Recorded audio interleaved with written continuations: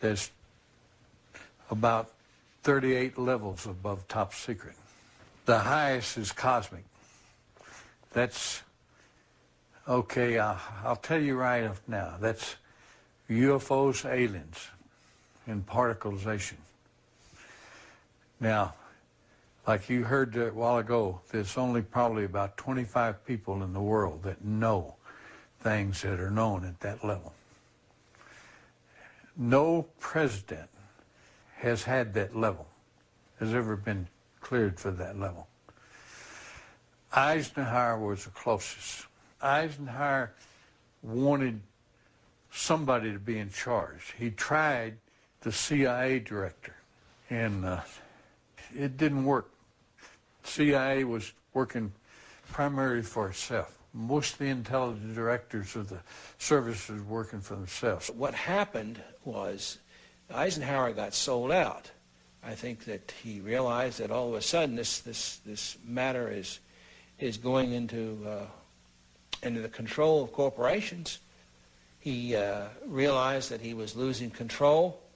He realized that the phenomenon of whatever it was that we were faced with was not going to be in the best hands, and those were as far as I can remember, that was the expression that was used. It's not going to be in the best hands. In the councils of government, we must guard against the acquisition of unwarranted influence, whether sought or unsought, by the military-industrial complex. The potential for the disastrous rise of misplaced power exists and will persist. We must never let the weight of this combination endanger our liberties or democratic processes. We should take nothing for granted. Only an alert and knowledgeable citizenry can compel the proper meshing of the huge industrial and military machinery of defense with our peaceful methods and goals. And so it was organized under the name the NRO. You couldn't mention NRO.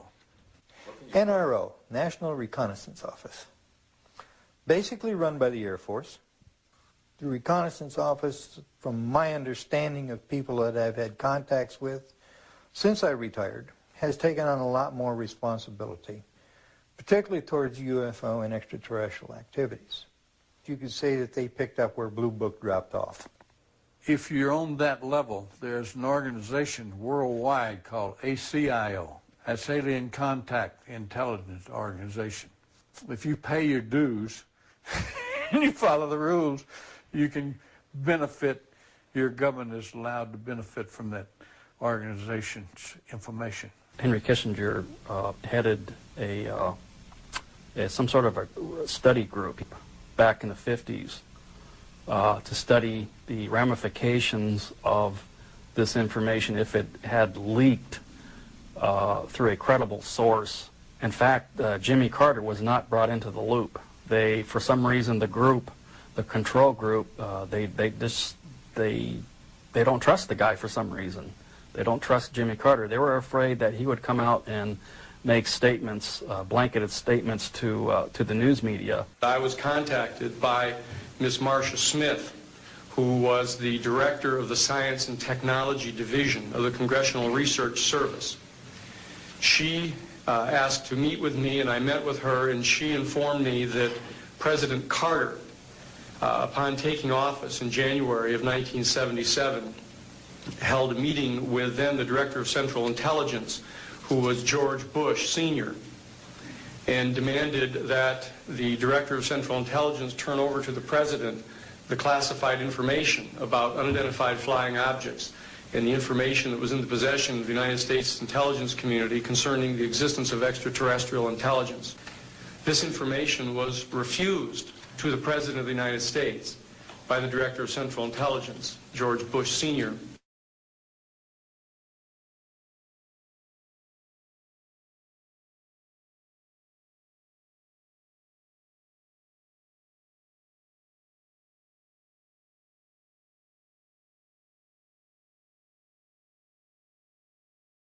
Told us we could not talk about this to anyone, including any of the other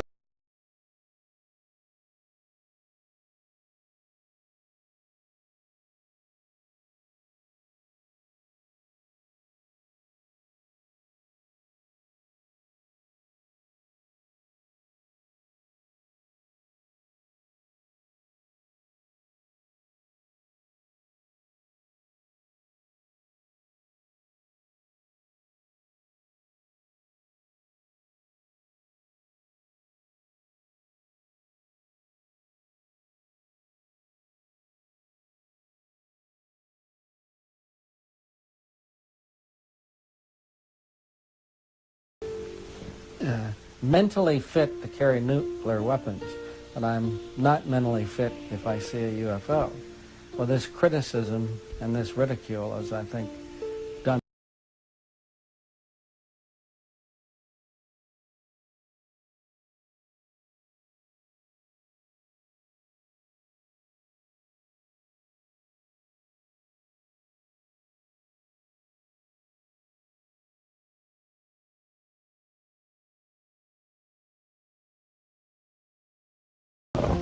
Anything to discredit you, and you'd never get a promotion, and I'd spend the next 3.5 years up at the North Pole living in a tent checking weather balloons. I've made no money from this. I've got nothing but pain and suffering out of it, out of talking about it. I've been harassed at my home. This was used against me partially in losing a job once in teaching. I've had a hell of a time after I've told this story, but I continue to tell the story because I think it's important for people to understand that this sort of shit goes on in the government. He was sorry he wrote the book. He was sorry he exposed the family to the ridicule, to the lawsuits. It's been very tough on our entire family. He did not want to die, leaving us with these problems.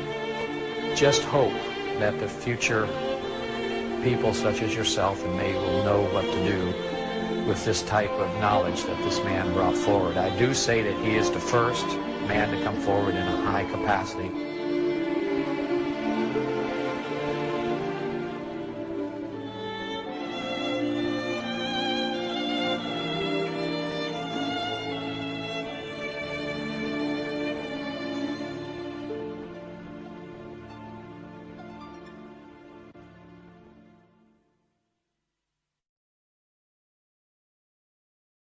Measures have been taken by agencies to terminate people who appear to be inconvenient or troublesome through knowing too much.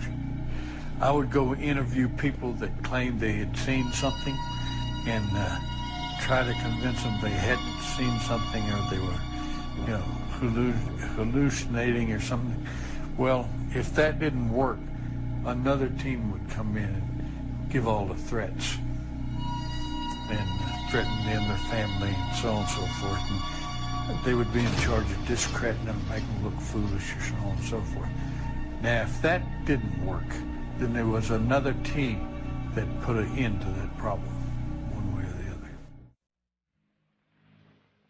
Secretary of Defense Forstall was the first real powerful known person that was eliminated because he was going to release the information.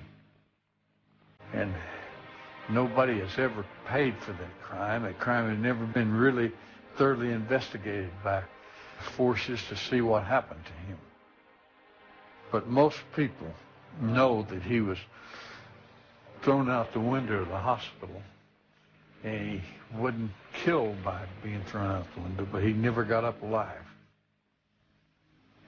He was talking about being erased. And I said, man, what do you mean, erased? He said, yes. He said, you will be erased. I said, how do you know all this? Or something to that effect. And he said, I know. He said, they'll go after not only you, he said, they'll go after your family. Well, those were his words.